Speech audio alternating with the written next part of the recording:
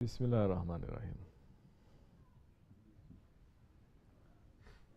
When Shaykh Maulana is making that comparison, he is comparing the man and the animal, not the animal and the animal, and not man and man. Do you understand? Yeah. Okay. For example, this is a masjid, correct? There are certain things here that we can do, certain things here that is forbidden for us to do, correct? Any space you go to, there are certain things you can do, certain things you cannot do. You go to a cinema, theater, certain things you can do, certain things you cannot do. Now in this masjid, this is for who? Only for people, humans. Only for humans, and it is open for everyone to come. But what if the person who comes, doesn't matter if that one's a believer, unbeliever, Muslim or a non-Muslim, but he comes. And he does things that are not appropriate for that setting. What is his behavior like? It's not a human behavior. For example, if he wants to just jump up and down and scream, that's not a normal human behavior. Or he just comes and just fights with everyone, where everyone is worshipping, that is not a normal human behavior. Correct? It's not human. Who does that behavior? For example, if you bring a dog in here, and it starts sniffing at people, growling at people, fighting, that is, clearly it is an animal behavior. But Shaykh Maulana is comparing the human to the animal. You understand? Now those ones who are behaving like that animal, he becomes that animal. But that animal who comes here and he doesn't know the rules. The dog that comes here, he doesn't know the rules. He can come in and he can just make a mess. Because that is according to his characteristic. He doesn't know the rules. Especially if he's coming to a human situation, human dwelling, where humans they live, he doesn't know that. Correct? Yes. And he makes it. You bring a sheep here. A sheep is just going to do what it's doing outside. Try to find something to eat, make mess here, make mess there. But they are sheep. Their behavior, according to the people, according to the space, according to the situation, is it good or bad? It is bad. Their behavior is bad, but it fits to their characteristic because they are what? They are animals. It doesn't fit to humans to behave the way they do. But will the animal do anything he wants outside? It looks as if, we were just talking about this, it looks as if the dog is just going anywhere that he wants to go, biting anything that he wants to bite. The sheep just goes anywhere he wants to go. But in reality, there is more rules and strictness of laws outside in the animal world than it is amongst the people. The wolves in the mountains,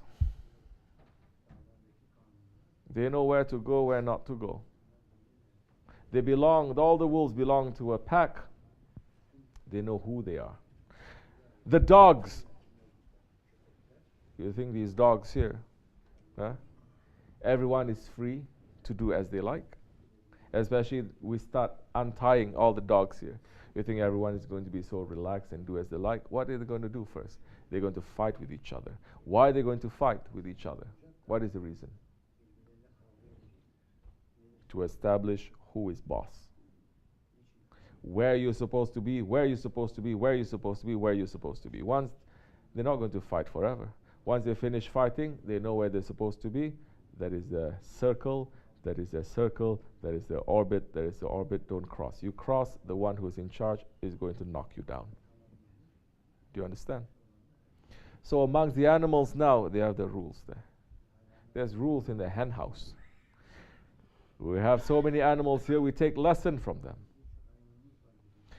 And if they behave outside of those rules, the other is going to gang up on them and take them down. Do you understand? Yes. But they are behaving. Who is telling them this? No one is telling them this. Did some chickens get together to write constitution? Did some wolves come to get together to set up laws and bylaws? No. Allah sent inspiration to their hearts. And there is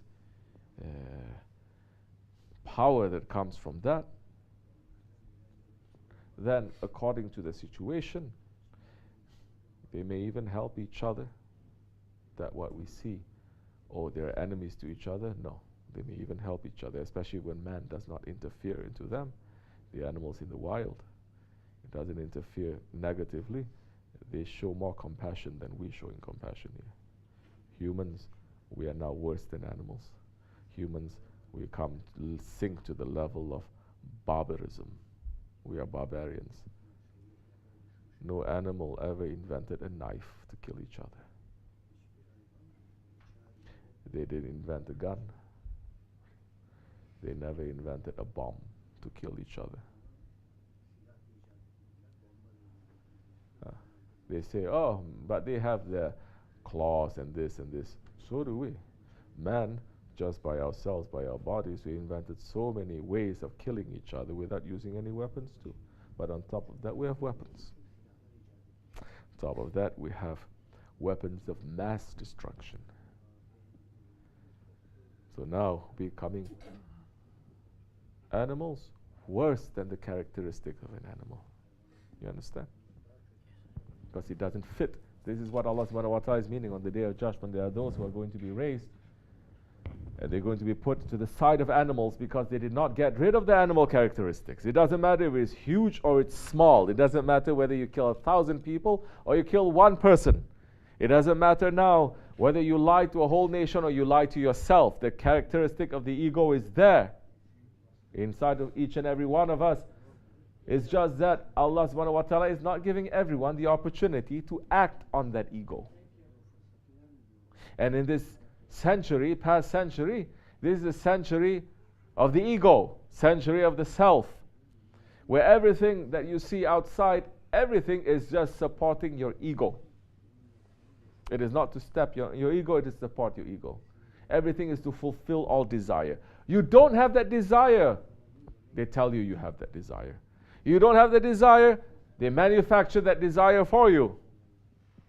You're feeling nice and comfortable. You're watching something. They show you something on television, pizza commercial. Suddenly you're hungry for pizza.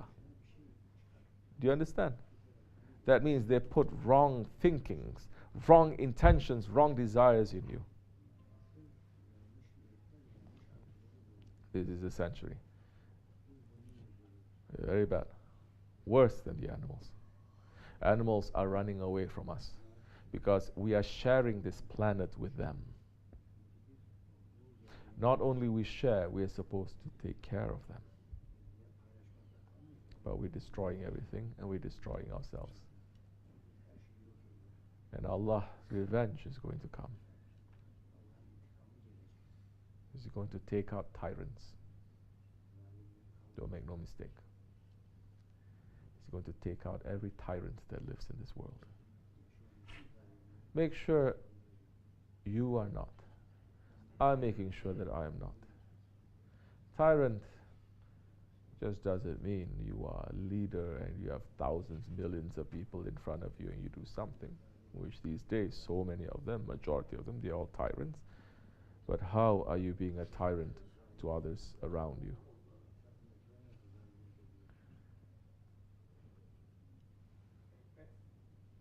You cannot even be a tyrant to yourself. Because Allah subhanahu wa ta'ala has said, I have forbidden tyranny to myself. And I make tyranny haram for you. No one should be a tyrant. Wake up, inshallah. Understand? As much as enough, Fatiha.